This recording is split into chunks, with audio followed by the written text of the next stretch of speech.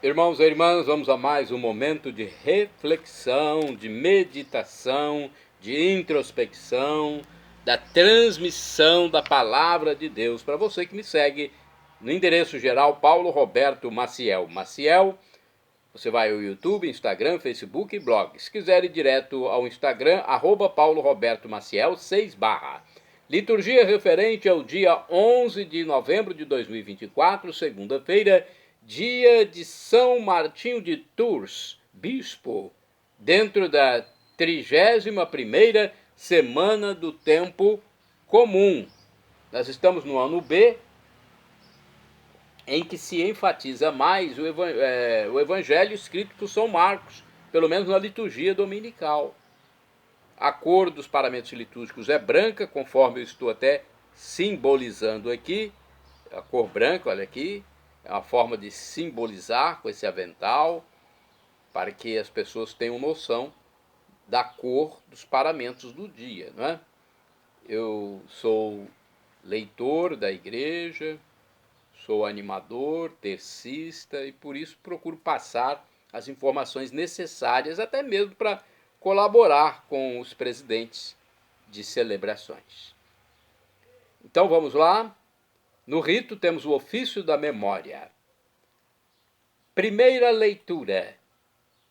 Antes eu quero dizer que vamos falar depois sobre a história de São Martinho de Tours. Hoje temos a memória de São Martinho de Tours e após as leituras eu vou falar sobre a biografia de São Martinho. Primeira leitura, leitura da carta de São Paulo a Tito, capítulo 1, versículos do 1 ao 9. Paulo, servo de Deus e apóstolo de Jesus Cristo, para levar os eleitos de Deus à fé e a conhecerem a verdade da piedade, que se apoia na esperança da vida eterna. Deus, que não mente, havia prometido esta vida desde os tempos antigos, e no tempo marcado manifestou a sua palavra por meio do anúncio que me foi confiado por ordem de Deus, nosso Salvador. A Tito, meu legítimo filho, na fé comum, graça e paz da parte de Deus Pai e de Jesus Cristo, nosso Salvador. Eu deixei-te em Creta para organizares o que ainda falta e constituíres presbíteros em cada cidade, conforme o que te ordenei. Todo candidato deve ser irrepreensível, marido de uma só mulher, com filhos crentes e não acusados de levianos ou insubordinados, porque é preciso que o episcopo seja irrepreensível como administrador posto por Deus. Não seja arrogante, nem irascível, nem dado ao vinho, nem turbulento, nem cobiçoso de lucros desonestos, mas hospitaleiro, amigo do bem, ponderado, justo, piedoso, continente e firmemente empenhado no ensino fiel da doutrina, de sorte que seja capaz de exortar com sã doutrina e refutar os contraditores. Palavra do Senhor, graças a Deus. Vamos agora ao Salmo responsorial. É o Salmo 23 na Bíblia Vulgata e 24 na Bíblia de Jerusalém. Versículos do 1º ao 2º, 3º ao 4º AB, 5º ao 6º, refrão, versículo 6º. É assim a geração dos que buscam vossa face, ó Senhor, Deus de Israel. Repitamos, é assim a geração dos que buscam vossa face, ó Senhor, Deus de Israel. Ao Senhor pertence a terra e o que ela encerra, o mundo inteiro com os seres que o povoam, porque ele a tornou firme sobre os mares e sobre as águas a mantém inabalável. É assim a geração dos que buscam vossa face, ó Senhor, Deus de Israel. Quem subirá até o monte do Senhor? Quem ficará em sua santa habitação? Quem tem mãos puras e inocente coração? Quem não dirige sua mente para o crime? É assim a geração dos que buscam vossa face, ó Senhor, Deus de Israel. Sobre este desce a bênção do Senhor e a recompensa de seu Deus e Salvador. É assim a geração dos que o procuram e do Deus de Israel buscam a face. É assim a geração dos que buscam vossa face, ó Senhor, Deus de Israel. Repitamos, é assim a geração dos que buscam vossa face, ó Senhor, Deus de Israel.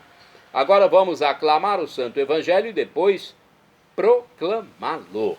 Aleluia, aleluia, aleluia, aleluia, aleluia, aleluia, aleluia, aleluia. Se teu irmão pecar, repreende-o. Se ele se converter, perdoa-lhe. Aleluia, aleluia, aleluia, aleluia, aleluia, aleluia, aleluia, aleluia. O evangelho de hoje é escrito por São Lucas, capítulo 17, versículos do 1º ao 6º. O Senhor esteja convosco, Ele está no meio de nós. Proclamação do Evangelho de Jesus Cristo, segundo São Lucas. Glória a vós, Senhor. Pelo sinal da Santa Cruz, livra-nos Deus, nosso Senhor, dos nossos inimigos. Naquele tempo, Jesus disse a seus discípulos: é inevitável que aconteçam escândalos, mas ai daquele que produz escândalos. Seria melhor para ele que lhe amarrassem uma pedra de moinho no pescoço e o jogassem no mar, do que escandalizar um desses pequeninos. Prestai atenção. Se o teu irmão pecar, repreende-o. Se ele se converter, perdoa-lhe. Se ele pecar contra ti 7 vezes num só dia, e 7 vezes vier a ti, dizendo, estou arrependido, tu deves perdoá-lo. Os apóstolos disseram ao Senhor, aumenta a nossa fé.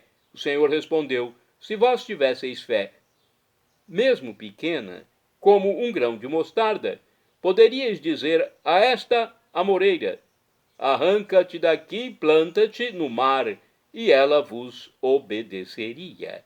Palavra da salvação, glória a vós, Senhor. Pelo sinal da Santa Cruz, livra-nos Deus, nosso Senhor, dos nossos inimigos.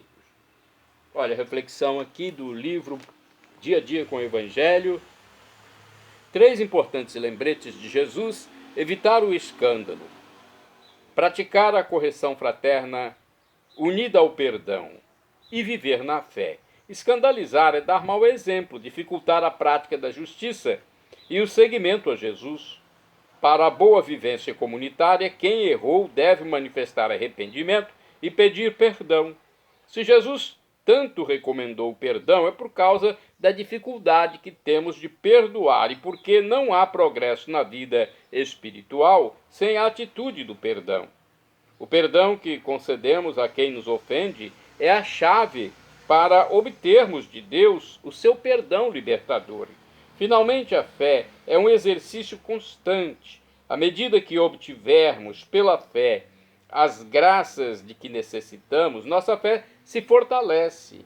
É um esforço cotidiano e atitude constante de confiança em Deus. A fé é dom de Deus, mas precisamos cultivá-la sem cessar. Uma reflexão agora do livro Palavra e Vida. Diz o seguinte, vamos lá nesta reflexão do livro Palavra e Vida 2013. É claro que Jesus tem de nos aumentar a fé, porque precisamos de muita fé. Precisamos de muita fé em Deus e no irmão para perdoar sempre.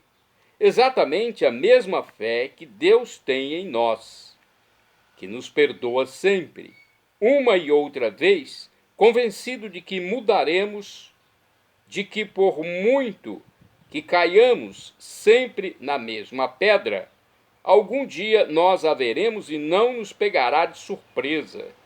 Precisamos de muita fé para dar sempre testemunho do perdão e da reconciliação, pois o verdadeiro escândalo é quando um cristão não é capaz de perdoar. Hoje lhe pedimos que aumente nossa fé, da qual precisamos muito. Então, essas 2 reflexões para este dia de segunda-feira. Vamos agora aos santos do dia, que são exemplos para nós, são aqueles que realmente manifestaram sua fé, até mesmo sendo mártires. Muitos deles foram martirizados. Vamos ver o santo do dia, quem é? Já falei vagamente sobre ele, mas agora vamos à história. São Martinho de Tours é santo de 11 de novembro. Foi bispo de Tours, na França, eleito em 371. Nasceu na Hungria e deixou a carreira militar para ser religioso. É dessa época o famoso episódio em que cortou metade do seu manto para cobrir um pobre que morria de frio. Fundou vários mosteiros, entre eles o de Ligugé, um dos mais antigos da Europa. Bem, vamos à história mais farta no site rs21.com.br. É o site da rede Século XXI, da televisão Século XXI, rs21.com.br. Vejamos o que fala aqui o site sobre São Martinho de Tours. Bastou o episódio do manto dividido em dois para abrigar contra o frio um mendigo encontrado à noite, quando estava de ronda, para tornar Martinho popular no decurso dos séculos. A vida dele é constelada de gestos generosos. Nascido na província romana de Panônia, o pai militar o encaminhou à mesma carreira em Pavia ou Pávia, para onde fora destinado. Martinho foi logo promovido ao grau de circitor, isto é, de ronda noturna, e foi durante esse serviço que dividiu seu manto com um pobre friorento. Recebeu o batismo na Páscoa de 339 e continuou a vida militar até os 40 anos. Depois da dispensa foi para Poitiers encontrar-se com o bispo Hilário, que o acolheu em sua diocese, ordenando-o exorcista e hospedando-o em uma vila um pouco distante, onde Martinho levou vida monacal, logo rodeado de discípulos. Surgiu assim o primeiro mosteiro da Europa, em Ligugé. Realizava-se assim a sua grande aspiração, expressa na juventude e contrariada pelo pai, obstinadamente pagão. Mas em Ligugé permaneceu apenas 10 anos. Quer dizer, 10 anos é um bom período. O bispo de Tours havia morrido e os fiéis logo pensaram em Martinho. Não foi difícil convencê-lo para vencer a sua resistência e tiveram de recorrer a um estratagema. Um certo Rústicos convidou-o à sua casa para visitar a mulher enferma e tocá-la com as mãos. Martinho não pôde subtrair-se a um ato de caridade e foi. Mas no caminho um grupo de cristãos raptou-o e levou-o a Tours, onde a população o aclamou bispo. Isso também aconteceu a Ambrósio em Milão e a Agostinho em Hipona. Martinho foi consagrado bispo em 4 de julho de 371 e foi um pastor zeloso e ativo, sobretudo um grande missionário, porque não se limitou a guiar o seu rebanho e a servir de árbitro entre os cidadãos e as autoridades romanas. Percorreu os campos e as vilas e preparou seus sacerdotes para a missão, fundando em Marmoutier o primeiro centro de formação missionária da Gália. Ao findar o outono de 397, estava em visita pastoral em uma paróquia rural quando sentiu avizinhar-se a última hora, a chegada da morte. Estendeu-se sobre uma rude madeira, uma rude mesa recoberta de cinzas, e em orações esperou a morte, que chegou em 8 de novembro. No dia 11 de fevereiro, realizaram-se as exéquias em Tours, onde foi colocado em uma simples tumba. Contra esta se enfureceram os huguenotes, que em 25 de maio de 1562 queimaram os restos mortais do grande bispo. Olha só. São Martinho, rogai por nós. São Martinho de Tours. Santo do dia 11 de novembro, São Verão. Olha aí, tem um santo com o nome de Verão. É isso mesmo, hein? Eu já pesquisei aqui para ter a certeza de que o nome era esse. É nome São Verão, bispo do século V. Ele governou com sabedoria e santidade a diocese de Vincennes, na França, e apoiou a Carta de São Leão Magno contra o monofisismo, uma heresia da época. Santo do dia 11 de novembro, São Teodório Estudita Abade, faleceu em 826. Vamos ver a história de acordo com o site escribd.com. São Teodório Estudita reporta-nos a Idade Média Bizantina, período turbulento sob os pontos de vista religioso e político. Ele nasceu em 759 numa família nobre e piedosa. A mãe, Teoquitista, e um tio, Platão, abade do mosteiro de Sacudion, na Bitínia, são venerados como santos. O tio o orientou para a vida monástica, que Teodoro abraçou aos 22 anos de idade. Foi ordenado sacerdote pelo patriarca Tarásio, mas em seguida interrompeu a comunhão com ele pela debilidade demonstrada no caso do matrimônio adulterino do imperador Constantino VI. Teodoro acabou sendo exilado para Tessalônica no ano 796. A reconciliação com a autoridade imperial se deu no ano seguinte sob a imperatriz Irene, cuja benevolência levou Teodoro e Platão a transferirem-se para o mosteiro urbano de Stúdios, levando muitos monges de Sacudion, a fim de evitar as incursões dos sarracenos. Assim, teve início a importante reforma estudita. Todavia, Teodoro, com a sua energia habitual, tornou-se o chefe da resistência contra o iconoclasmo de Leão V, o armênio, que se opôs novamente à existência de imagens e ícones na igreja. A procissão de ícones, organizada pelos montes de Estúdios, desencadeou a reação da polícia. De 815 a 821, Teodoro foi flagelado, aprisionado, exilado em diversos lugares da Ásia. No fim, conseguiu voltar para Constantinopla, mas não para o seu mosteiro. Então, estabeleceu-se com os seus monges na outra margem do Bósforo. Veio a falecer em Principo, a 11 de novembro de 826, dia em que o calendário bizantino recorda Teodoro. Ele distinguiu-se na história da Igreja como um dos grandes reformadores da vida monástica e como defensor das imagens sacras.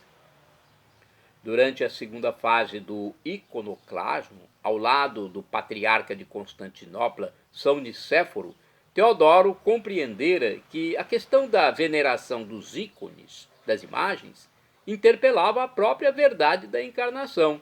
Nos seus 3 livros, Teodoro faz uma comparação entre as relações eternas intratrinitárias, onde a existência de cada uma das pessoas divinas não destrói a unidade, e a relação entre as duas naturezas em Cristo, que não comprometem nele a única pessoa do Logos.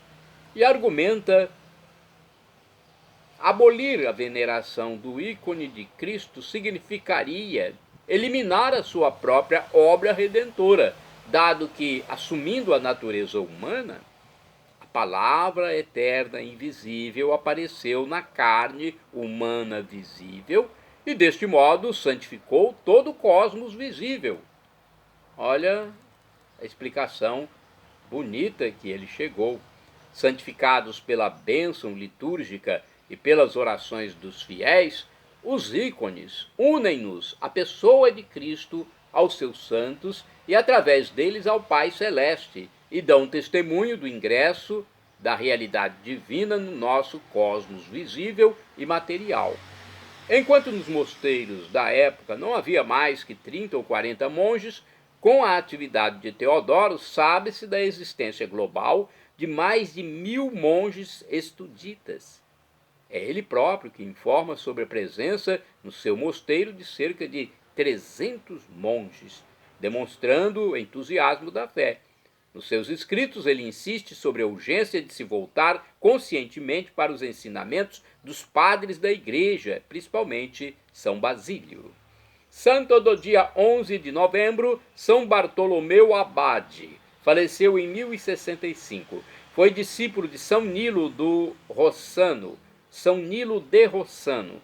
Ajudou a fundar a abadia de Santa Maria de Grottaferrata, nas proximidades de Roma. São Nilo de Rossano converteu esse mosteiro numa escola de ciências e artes. Santa do dia 11 de novembro, Santa Marina de Omura, virgem e mártir, faleceu em 1634. Foi terciária dominicana, presa e queimada viva em Nagasaki, no Japão. E isto aconteceu porque ela era cristã.